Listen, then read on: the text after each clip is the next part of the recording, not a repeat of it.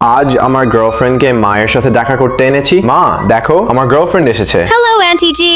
আরে মা, তোমার মুখে রক্ত, তোমার কি হয়েছে মা? এখানে ইমার্জেন্সি অ্যাম্বুলেন্স পাঠাও। আপনার মা ক্যান্সারে ভুগছে, অপারেশনের জন্য 50 লক্ষ টাকা লাগবে। তাই বলে 50 লক্ষ টাকা লাগবে। ডাক্তার জি, কিছু করো, আমার মাকে বাঁচাও। যত টাকা লাগবে আমি টাকা দিতে প্রস্তুত। আমি আমার বাড়ি সম্পত্তিও বিক্রি করে দেবো, শুধু আমার মাকে বাঁচাও। রাজু, তুমি সামলাবে, আমি আসতেছি। দাঁড়াও মাহি, তুমি কোথায় যাচ্ছ? দেখো, আমি বলেছিলাম না তোমাকে সব মেয়ে এরকমই হয়। কিছু টাকার ব্যাপারটা সামনে আসতেই সে মাঝপথে পালিয়ে গেল। এই কারণেই আমি আগে থেকেই নিজের জন্য টাকা জমিয়ে রেখেছিলাম, যাতে তুমিও এভাবে পালিয়ে না যাও। ডাক্তারজি, আপনি কি নিশ্চিত যে অপারেশনের পর আমি সম্পূর্ণ সুস্থ হয়ে যাব? দেখুন, অপারেশনের পর কি হবে সব আল্লাহ ভরসা। মা চিন্তা করো না, অপারেশন ঠিকভাবেই হয়ে যাবে, এতে ভয় পেও না, এটা শুধু প্রসেস মাত্র। হায় আল্লাহ, আমি জানতাম না যে রাজুর বিয়ের সময় আমার এমন রোগ হবে। এটা হতে পারে না। প্রথমে বিয়ে হবে, তারপর অপারেশন। না মা, এটা হবে না। রাজু, আমি ঠিক আছি। আমি তোমার বিয়ে দেখতে চাই, তারপর অপারেশন। মা,